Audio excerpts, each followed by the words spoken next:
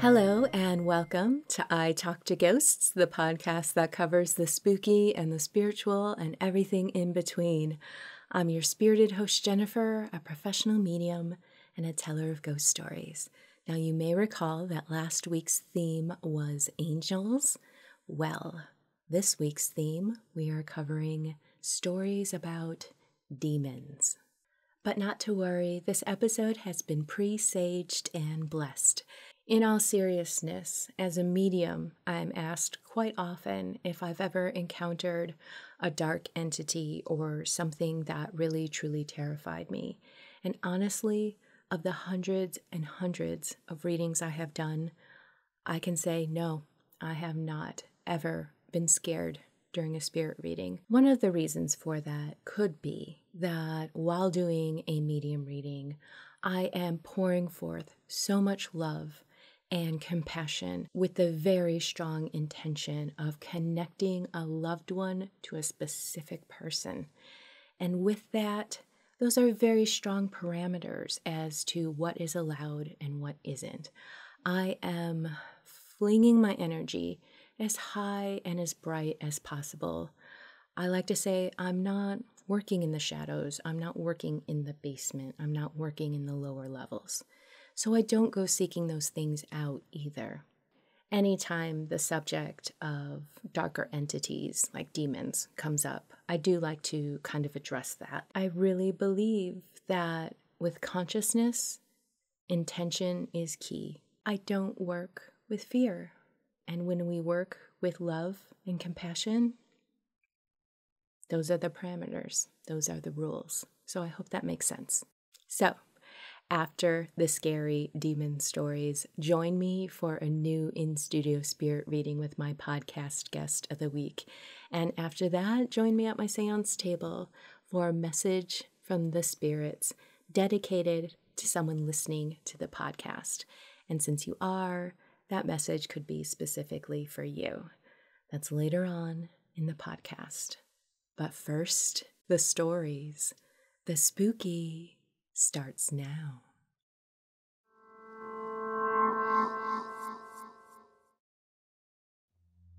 In 2009, I was in my late teens and found myself bouncing from one friend's house to another.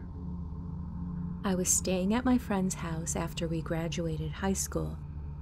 We hung out every single day in his family's home. For the most part, things were normal, and we were a couple of bored teenagers.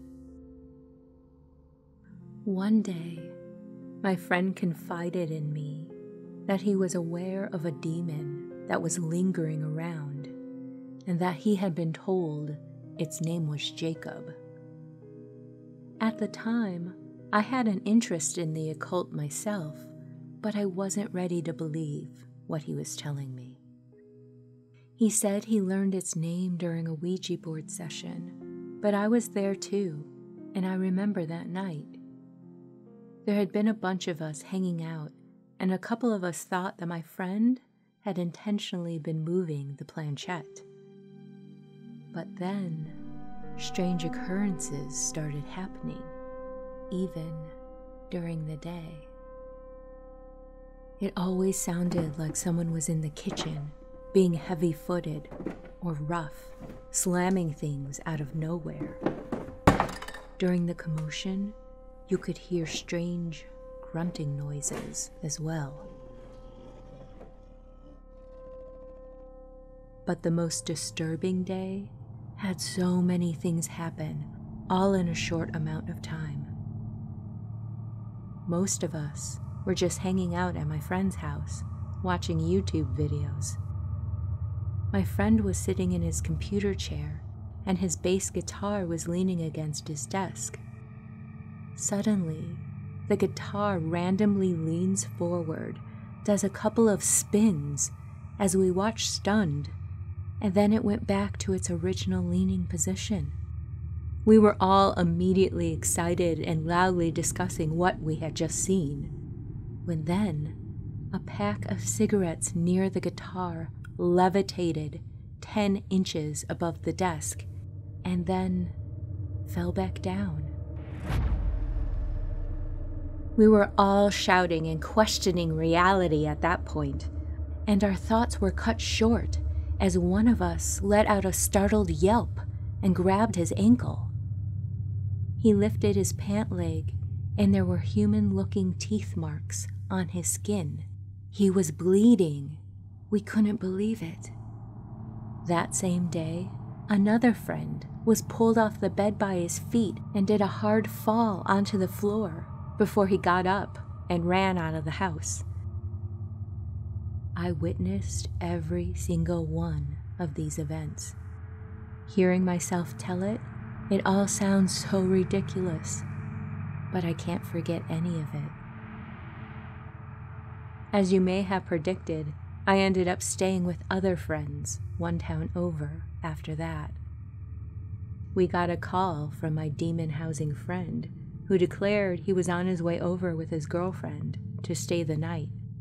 When my friend arrived, he and his girlfriend told us that they had heard a voice telling them to get out. Not just once, but over and over, and each time the voice grew louder and more aggressive.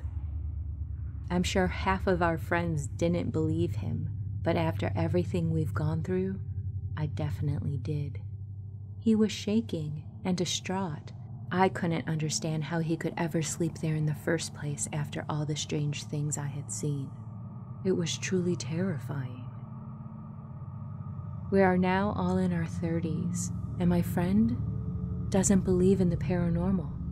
I just can't wrap my head around that he's denying such events that I can't forget. Did he black all of this out? How can you be a skeptic when there were so many witnesses in that time in his life? It's not like this was all word of mouth, because I saw it with my very own eyes too. I know a couple other skeptics that have had experiences they've shared with me and then turn around and say that dark entities aren't real. Personally, I think you can find yourself in trouble that way.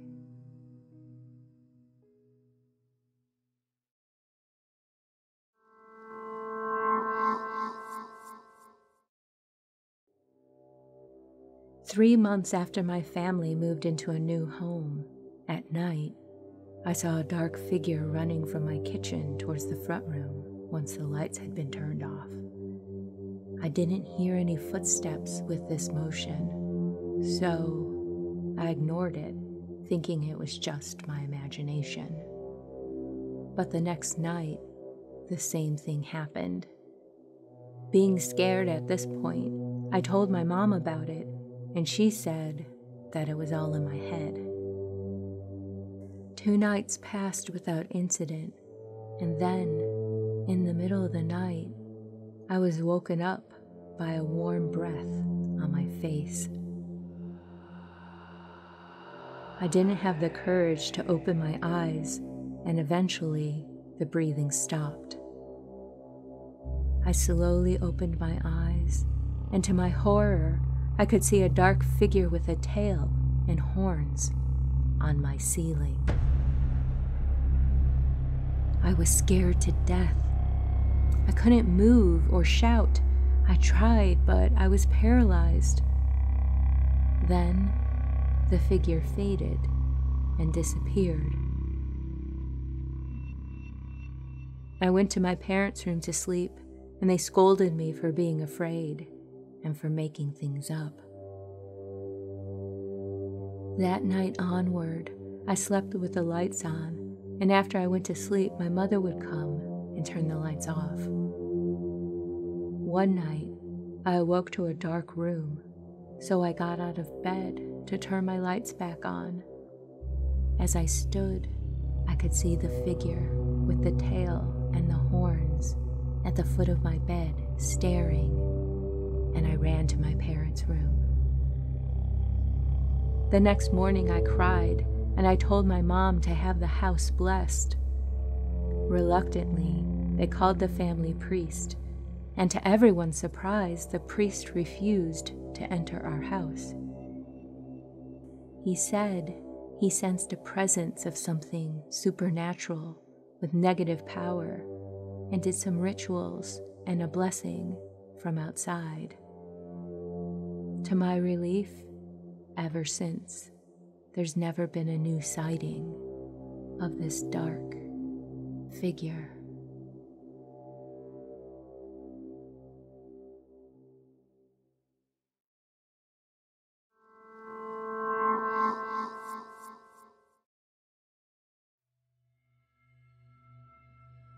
I have always been sensitive to spirits, and this incident happened when I was about 7 years old.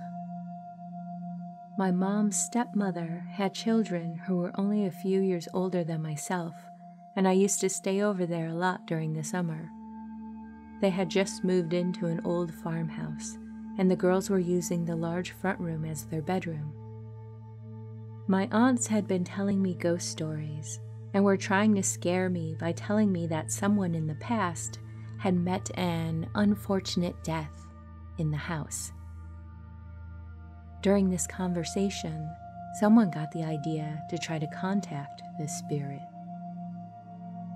They had even gotten a candle and were trying to convince me to help them perform a seance so they could talk to the person who was in the house.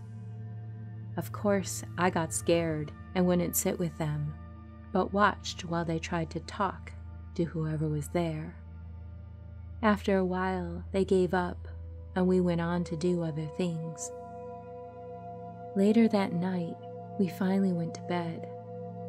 I insisted on sleeping between my aunts in their bed because they told me that if I slept on the edge and if my hand or my foot hung over the side of the bed, a demon would get me and drag me to hell.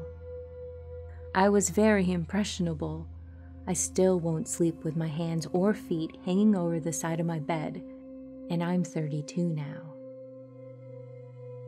During that night, I woke up because the blankets were being pulled off my legs.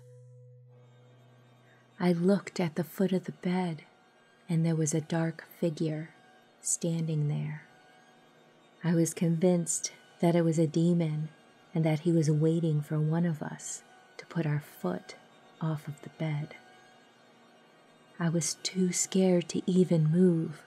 I just shut my eyes and eventually shivered myself back to sleep.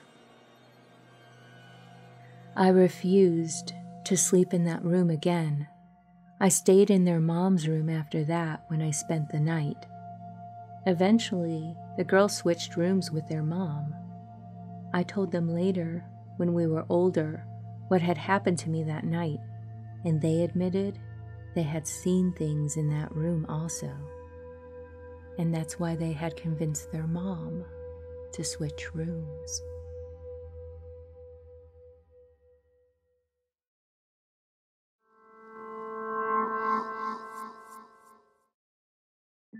Do you have a personal ghost story to tell? Come join me on my podcast. Tell me your unexplainable, spooky experience, and we'll record it together to share on a future episode. Visit italktoghosts.com/contact for more details. I can't wait to hear your story.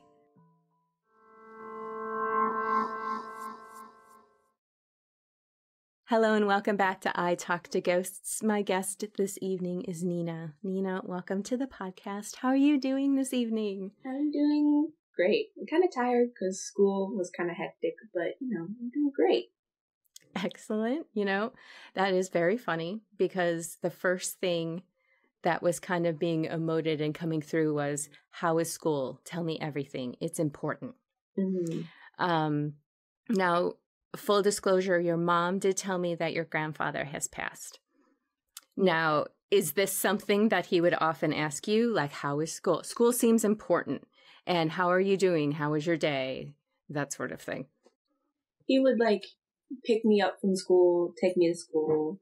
We would spend a lot of time together, and he always wanted to know how I was doing. Exactly.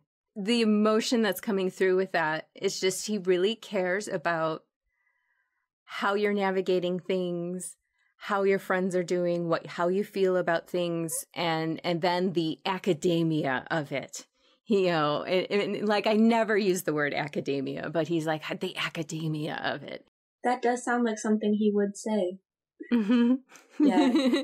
He was a chemist, so he does all the smart stuff. So. Mm-hmm. Yes. That is another thing that is coming through with him. He gives me the impression he is smart and dedicated, and he is imparting in me a sense of neatness. Everything has its place. And not in a controlling way, just in a everything has its place. And when things are in alignment, there's a flow to it, and everything, and it works better, and everything's in harmony. It's like harmony. So it's not so much as, oh, this is messy. It's more like, oh, let's have some harmony here. And it's almost like I'm seeing outlines to put things in, Can I ask if your grandmother has passed away too? No, she's still alive. Okay. When I first started prepping for the reading, a woman was coming through, and she seemed to be a source of great comforting emotion too. Is that something you can connect to, or your mom? It could be my stepmother. Your stepmother? Mm-hmm. She very much seems like, a good source for emotional support. I see her laughing. Yes. When I was much younger, I used to talk to my mother, and then I would call my stepmom, and I would joke that she was deprogramming me. I would emotionally just dump everything out that my mother had just given me. So yes. Okay. Yeah, sure. That's the emotional refuge then that was coming in. So yeah, know that and spirit never comes in alone. So it's just like, okay. And the fact that, Jenny, you booked this reading and everything for your daughter, that makes sense to me. And she passed away maybe a couple months after Neena was born. So she didn't get to hold her, but it was very brief. Yeah. Okay. All right, Neena. I wanna give the floor back to your grandfather. Was your grandfather retired? Yeah. Because when I asked him what he did for a living, he was like, "Oh, I'm enjoying my retirement. That's what I'm doing." Okay. Newspaper clippings. I was shown newspaper clippings. Can either of you connect that? I had just got back from a trip to Arizona, where I was going through some old paper and stuff we have, keepsakes, mementos, all the stuff, but like from the 1800s. Wow. There were newspaper clippings in there of all kinds of things. Okay. And those are all related to your family? Yes. Okay. That explains it. Were there like wedding announcements and obituaries, like family celebrations and stuff in there? Oh, tons. She's nodding. Yeah. Yeah. Okay. Yeah, because that's the feeling behind all of it. It's almost like bragging. It's like, oh, like I mean, in a good way. It's very joyful. Yes. Okay. I think we've been very grateful that we've been able to hold on to these things as a family. Okay. Now, Neena, did your grandfather have a garden? Yeah. He's showing me a garden and that how it was important to him. And it was a sense of, it feels like this calming connection to nature for him, but also a sense of that order in nature as well. Just how wonderful we can nurture and help things grow. And at the same time, the science of it is really interesting. Yeah. Yeah, there was a garden. There was like multiple little gardens. Like plant boxes that would be on like, the windowsill of like the back downstairs. And he helped me and my sister build a fairy garden that we still have. Oh, that is magical. Okay. This is a real funny one, Neena. When you were little, Did you ever put anything in your mouth? All the time. Yeah. I'm seeing a key. I'm seeing coins. And it's like that. He's just showing me that you had to be really careful with you, and like I'm tasting it in my mouth. And like a key, like specifically like a key. Did that happen? I don't remember a key. I do remember quarters and pennies. Mm-hmm. I also remember my mom got me this really cute ruby ring at an art fair, and she looked away for 1 second. She came back and she was like, "Where's your ring?" And I just pointed to my mouth. I was like, I swallowed it, like, entirely. I think I had an iron deficiency because I don't know why, but it like tasted really good. It feels like it's always metal, you know? Mm-hmm. Yeah. How specific is that? Oh, wow. Okay. Was there water near your grandfather's house? Like a lake or something? Or did he have a boat? There seems to be this calming presence around there. Yeah. He was like big into sailing. Like, yeah, I wrote down sailing. Yay! Yeah, like ships in a bottle, and like he didn't live by the lake, but we do. It's like a few blocks away, and there was a lot of water. So I don't think she knows this, Jennifer. He was actually he was part of some yacht club where he did go and sail, like in the summertime. Okay.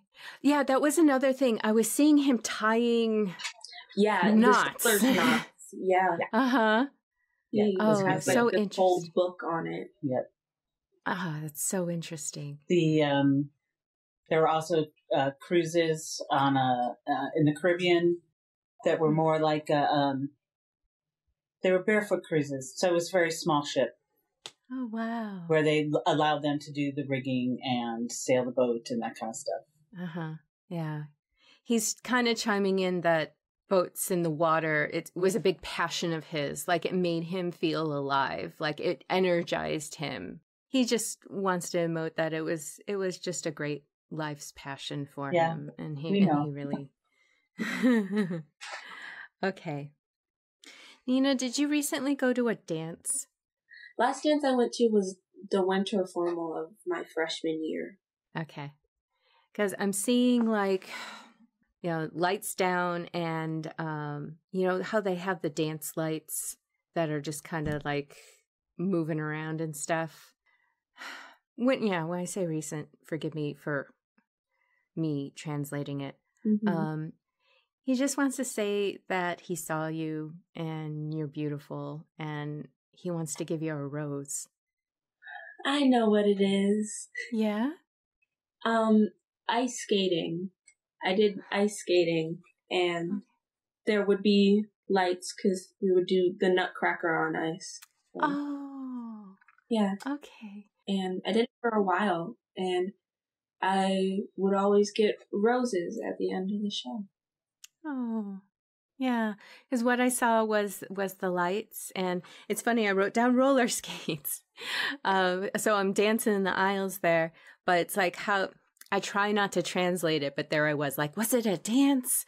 What Why were you so? He's emoting how beautiful you were and how he wants to give you a rose. It's very sweet. Another thing he wants to impart is how important it is to travel and to see the world. It seems like this is part of his personality and something that, like, if he was going to give anyone advice, he'd be like, get out, do things, see it while you can. It's very important. Now, I have some messages for you with him, but he wants to make sure to, well, first, he wants to give you a big old hug. And he wants to tell you to try not to worry, try not to overthink. And also when, you're stressed or sad, try not to withdraw, if that makes sense. That you tend to get a little quiet, and sometimes it might be a little bit better, at the very least, to have a creative outlet where you can process your emotions and express yourself, if that makes sense. Okay. Yeah. He does have a couple of, first, did he have mints? Did he eat mints? Yeah. Oh, In the glove box of his car, he would keep lifesavers. Uh-huh. Because I had the Mentos song stuck in my head today. Mm-hmm. And it's like, I've got to bring this up. Yeah, mints. Yeah. Mints. We would also do the Coca-Cola and Mentos thing. Okay. Yeah, he would keep mint gum in his car. Yeah, it's funny because I'm like, I have messages for you, and he's like, no, I'm not done. There are other things. Yeah, he's just a very jovial guy, and we'll always have a story or a joke to tell, or a little bit of wisdom to impart without lecturing, and yeah, he wants to just make sure that that you're in a good spot, and things are safe, and try not to worry. And high school is hard,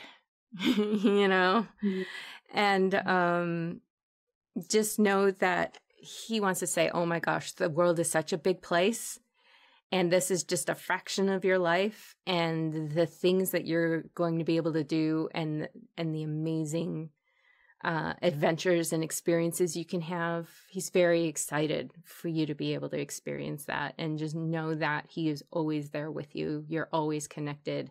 You don't need a medium to tell you that. We're always connected at all times, and sometimes it can just be a little subtle, but they're there. They're there for us always. Okay. Yeah. Yes, I do have a couple. Okay, one more thing. Did you guys play chess or checkers together? Yeah. It was a lot of board games, like Board games. Mm-hmm. Clue, Mm-hmm. chess, checkers. We played a lot of cards together. Mm-hmm. Yeah. He's just, every time I'm like, I've got some messages, he's like, no, but what about this other thing? It's kind of funny.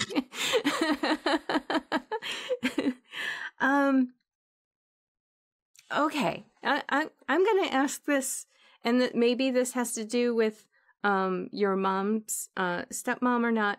Someone making something with molasses or something dark. Yeah, he used molasses a lot when he would bake. Okay. Yeah, because that was just another little snippet that was coming through the baking, and I'm like, oh, what is that? Very dark. I'm like, that has to be molasses. That has to be molasses. Molasses, or he used to make a bread with Guinness. Guinness as well. Mm-hmm. Mm-hmm. All right. Yep, that was in there too. And okay, one more thing. Mm-hmm. Did he have a bit of healer energy to him? A little bit, yeah. I could be with him, didn't even have to speak, and it would just be fine. Yeah. Able to shift energy and get manipulated to be in a better spot. Right? Yeah. Yeah. That was coming through with him. And I think that maybe in a different time or a different life, his soul has this ability. It's almost like laying hands on someone and making them feel better. Yeah. Great guy. Great guy. Okay. All right. I promise I'm going to get to your messages now. Oh my goodness. That has never happened to me before. Okay. Oh, we're doing this. Okay. The message for you tonight is to take, and I kind of touched on this a little bit, take your passion and your energy and express it and create, because what you do is going to move others. Like they're going to be able to relate to it, and they're going to be able to be, oh, someone understands me, so if there's anything you want to emote, get it out there, whether it's writing or photography or art. Others will connect with you with that and be like, oh my gosh, someone put a voice to what I'm feeling. And it is so amazing. And he thinks you are just such a bright light. Never hide that. Okay. Earlier I had said sometimes you might withdraw and kind of tuck in and hide yourself a little bit. Just be gentle with yourself when you're in that space, and whatever you need to be able to kind of bloom again, promise that to yourself, and I think that art and expression is just a really good way to get that out, and it gets us out of our shell a little bit, right? Because even if no one ever sees it, you're doing something with it. There's an action there and you're creating something. Does that make sense? Mm-hmm. Okay. All right. So do those messages resonate for you right now? Yeah. Especially the closing yourself off part, mm-hmm. because I do spend a lot of time in my room. Mm-hmm. Like a lot. A room can be a safe nest, But just know that if you need anything or you need to express anything, there's plenty of things that can creatively be done to, sometimes we don't want to talk, but sometimes we have something that we just want to get out and express a little bit, because then we can kind of soften it a bit, let it go a little bit, and just the act of doing things can really just move the energy a little bit. Mm-hmm. Okay. Well, before we go, do you have a personal ghost story that you'd like to share? Yes, I do. Listener ghost story. My room, it's like right there. Mm-hmm. And we used to have this saw above it. I asked my parents, I was like, please move it. I just got real bad vibes from it. I was like, Mm-hmm. And one night, it was like middle of the night. Nobody was awake except for me. I was thirsty. I wanted a Capri Sun. We had Capri Suns. And I got one. And I came back, and there was a dude that was standing behind the table, and it didn't feel safe. It was aggressive, and it just came off of that saw, and I was like, it's gotta go. It has to go. It doesn't have to go in the basement. It just has to leave. Going to get a snack in the middle of the night is this comforting thing, and then to turn around and there's a dude. He's just standing there menacingly, and I'm like, what do you want? Get out of my house. And did he just fade away? Did he just vanish? He just kind of stood there, and then I went in my room, and I came back out because I was like, he's still there, and he was gone. Wow. It just made me want to hide under my covers. I was so scared. Oh my goodness. So Neena's mom, Jenny, do you know the origins of where the saw came from? I'm assuming it's the kind that you decoratively hang in your house. Yes, correct. I believe it was my husband's grandfather's, and that it had come from it was in the basement, and when grandma moved to a retirement community, just my My husband thought it looked cool, so came home with us. It now hangs in the kitchen, so. I never saw it again. So, like, I still get weird vibes from it. Like, walking under that doorway, it's like, I'm sorry. It's fine. Like, I can deal with it, but it's like above my room. It's like, it's nuh-uh. Right. My elder daughter claims to see, in the same location that Neena is describing, she claims to see a figure as well. So, she also said that one time she saw, like, this was back before we had our dog. She saw, like, a big black dog, like, stand over me while I was sleeping. Because we used to share a room, and I was like, that's suspicious. Yeah. That's weird. Wow. Ooh, creepy. Yeah. Okay, you got some good stories. Well, thank you so much. Thank you so much for sharing. And again, thank you for the reading. I feel like your grandfather is just as high-spirited as ever, and here with you and wanting to offer support and care so much about how school is going, how's life, how's everything, and like the little bits and stuff that he shared. It's just so many cherishing moments, and it's just very sweet to share that with you. And so I can't thank you enough. So thank you. Thank you. You are very welcome.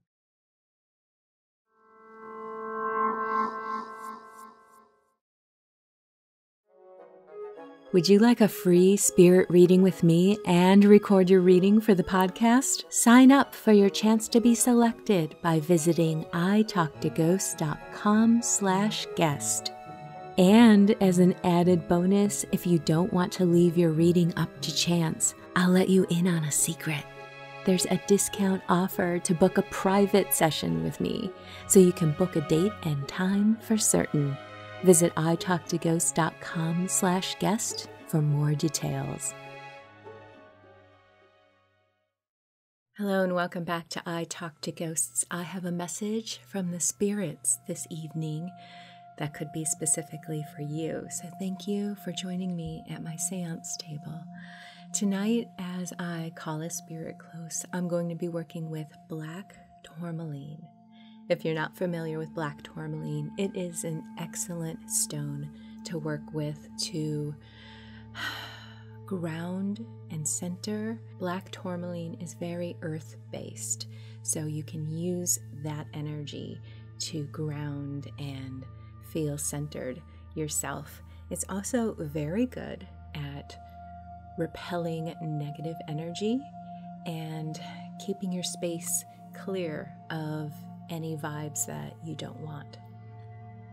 So I'm going to quiet my mind and call a spirit close. Tonight I have with us someone's mother. She feels like a bit of a force, and her death is coming through as very sudden and unexpected, and this really impacted you. Of course it would.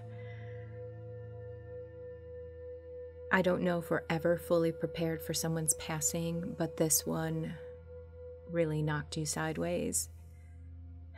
She is showing me her vibrant personality. She just loved so many different aspects of, one day she's doing this, the next day it's yoga, then it's knitting, or it's going for a hike somewhere. She was just very vibrant in everything that she did. Very intuitive about how to navigate the world and how to manifest aspects of her life. She's showing me the serial Lucky Charms. So there has to be a significance there. I don't like to translate. Usually I just want to give information. So it's either she loved it and maybe you made fun of her, or you loved it as a kid, or you both loved it and you had this commonality of and joke about Lucky Charms cereal. Her message for you tonight is you have a lot of your own potential with ideas and movement in the world. Try to understand your emotions better because you get hooked into other people's drama. And it upsets you when you're trying to live your life and others come in with drama or opinions of you that you don't agree with. And she's like, let that go. Just be yourself. Enjoy what you're doing because that is what is important. It is more important to be happy with the things that make joy for you than it is caring about what others think about what you're doing. So just focus on your happiness and also understand your emotions and what is hooking you every time. Because if you understand yourself, it will help you not engage, not let it bother you, not let it stick to you. I think I'm going to leave it at that. If this message connects for you and resonates and lines up, I would love to know. So please reach out and enjoy those Lucky Charms. Thank you.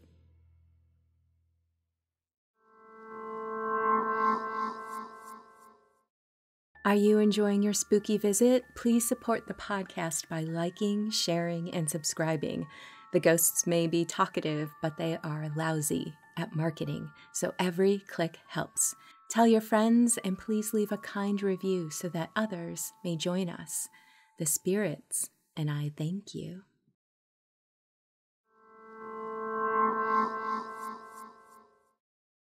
And with that, dear listener, we've reached the end of this episode of I Talk to Ghosts. I hope you've enjoyed my spirit work that I shared with you this evening, as well as those demonic, spooky stories that I shared with you. Have you ever had an experience such as these? I would like to hear about it, so please reach out. In the meantime, wherever you wander off to in this world or the next, just remember, come back and visit with me. Have a lovely evening and good night.